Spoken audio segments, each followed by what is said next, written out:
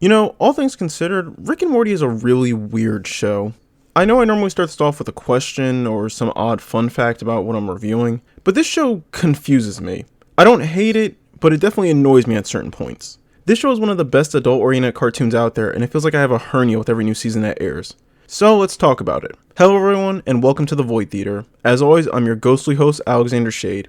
And if it wasn't obvious from that little tangent in this video, we'll be addressing what I like to call the Rick and Morty problem. Now, with Rick and Morty, you can enter a complicated territory. Depending on what you say, you're either considered a fanboy or a hater. So let's just put the show on stage and see where I fall. Alright, so I guess the best place to start with would be addressing the problem in the title there. To be fair, I should probably add an S to that word. See, Rick and Morty doesn't really have a problem, it has problems. But also one major problem. And yes, I know that's confusing, but this is my video and this show is goddamn confusing.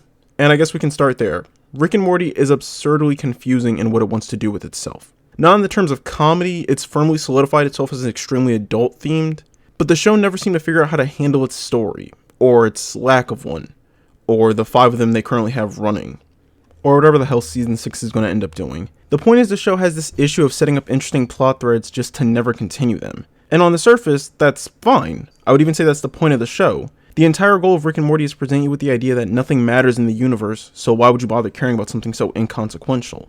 And in the terms of a philosophical debate, that's a great and even interesting concept. The problem is that Rick and Morty isn't a philosophical debate. It's a show.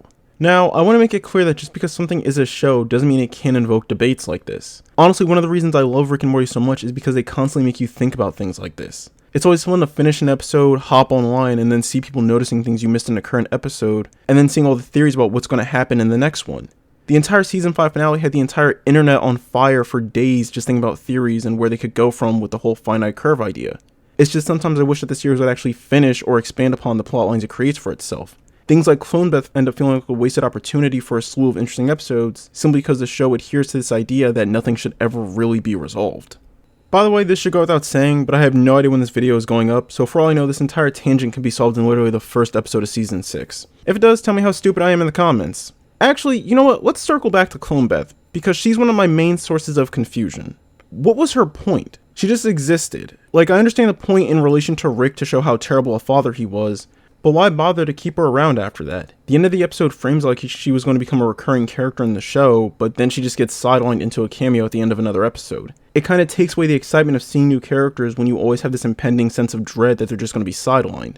But really, it's not just her. Almost every character that's had some semblance of an arc has been pushed off or just never seen again. With the only 2 noticeable exceptions being Mr. Poopy Butthole, who has apparently transcended reality and become some sort of omnipotent god, and the President, who's just Keith David. The man appears where he pleases and you don't waste vocal talent like that.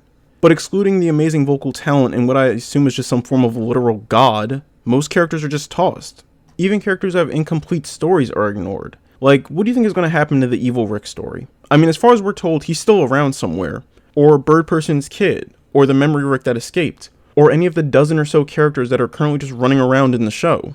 Now again, I feel the need to point this out. I understand one of Rick and Morty's strongest themes is that nothing in the universe matters, so why should you care about the happenings of a TV show? And like I said, that's a fine idea in concept. The problem is that when you have all these loose threads roaming around and it feels like there's no desire to see them end, it starts to feel less like Rick and Morty and more like the later seasons of Family Guy where characters pop up for an episode just to be forgotten when the plot demands it. But I'm sidelining. By now you've probably noticed I've been avoiding talking about someone rather important. Someone who actually has a pretty fleshed out story arc and was arguably one of the most popular season finales in recent Adult Swim history. So let's address the one-eyed elephant in the room and talk about Evil Morty. Or President Morty. Or Anti-Hero Morty. Or whatever other godforsaken name the fandom has given this guy. Anyway, if you're this far in, you're probably also thinking that Evil Morty kinda throws a whole wrench into this little tangent I'm going on. And you're halfway right if I'm being honest. The entire Evil Morty arc from the very beginning of its conception to its sweet and somber ending was an extremely well done arc. But here's the thing.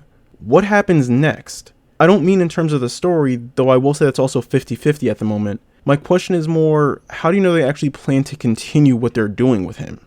I mean, we know that the show is going to be running for at least another 6 or 8 years, give or take how long they decide to work on each season, and that's also not including the anime-styled spin-off coming down the pipeline, or the Vindicator short series that may or may not be in production. We never really did get any solid confirmation on that. But the point is that this show isn't going anywhere. But the issue still remains that Rick and Morty has a very strong track record of abandoning things, and Evil Morty isn't that special that they won't do the same to him. But with Evil Morty, it also gets complicated because there are multiple ways that you could take his story.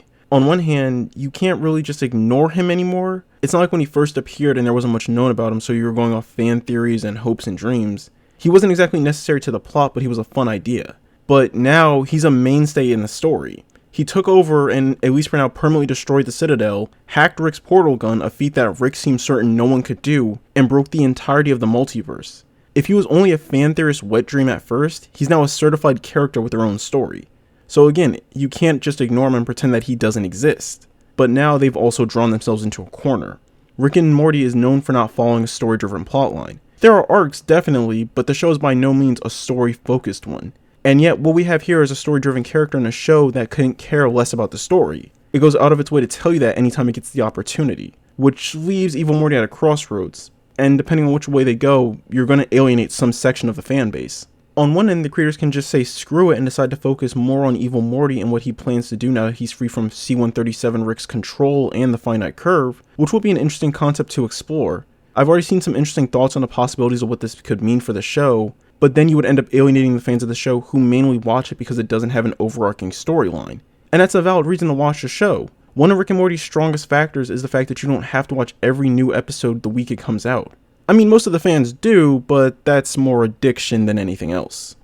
Then on the other hand, the show could continue what it's doing with the random miscellaneous adventures. And I know that seems weird considering everything I just said about how Evil Morty's arc had so much potential. And realistically, if you're on this video, you've probably seen the other ones talking about where the show can go now that Evil Morty has broken the finite curve and can go anywhere he pleases. I've seen a lot of other YouTubers say he'll come back and try to kill Rick, or maybe try to convince Morty to join him again. But let me ask you something. Why would he bother? The entirety of the second half of the season 5 finale was dedicated to showing that Evil Morty didn't really care about C-137 Rick. He didn't like him, sure, but his overall goal was to get as far away from him as possible. He may have killed all the Ricks in the Citadel, but again that was mainly to get through the finite curve barrier and escape. Granted, he also killed a crap ton of Mortys, but we'll chalk that up to collateral damage. The point is that Evil Morty's arc is technically concluded. He might come back, or he might not. It's intentionally left open-ended. And as fun as all that is, it still poses an issue for the people who want to know what else could happen. So now you have the other side of the fan base who wants the show to be more story-focused, or at least more focused on Evil Morty's story. Which does bring us to the current issue of which direction the show should go. And if you're here looking for some answer, then I hate to disappoint you, but I don't have one. That's the weird thing about Rick and Morty. It could genuinely function as a standard comedy series, or it could lean more into the sci-fi epic that it occasionally hints at. And the funny thing is that it feels like the writers intentionally write the characters the way they do because of that. As annoying as it might be to some people, myself included, characters seem like they are purposely made to be left vague and open-ended on the off chance the writers want to use them again. As fun as it would be to see Clone Beth appear, I think a solid part of her charm is the fact that she's kind of vague in what she does and how she acts. It was the same thing with Rick's backstory. It's nice to have confirmation on how it happened, but it was also fun to theorize on whether or not he was lying about the whole thing. And it seems like it's already starting to shape up that way with Evil Morty. So I guess we'll just have to see how this all plays out with Season 6. Whenever the hell it's coming out, that is. And that about does it for this video on the Rick and Morty problem. Now, I know it seems like this is an abrupt ending to things, and yeah, it is. But I feel like that's how a Rick and Morty video like this should be. I can't give you all the answers because I don't have them. And if I'm going to be honest, I don't really want them. At least not yet, anyway. The whole point of the show is to never know anything about what's going to happen next, so to try and make some cheap half guess really takes the fun out of it. This type of storytelling may annoy the crap out of me, but I also feel like that's the point.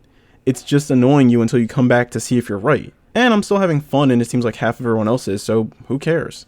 So yeah, I'm not really sure how to wrap this up since normally I try to ask questions related to the topic at hand, but here was more of a thought video to clear my head. So I guess I'll just say I hope you enjoyed the video, and to let me know your thoughts on the show in the comments down below.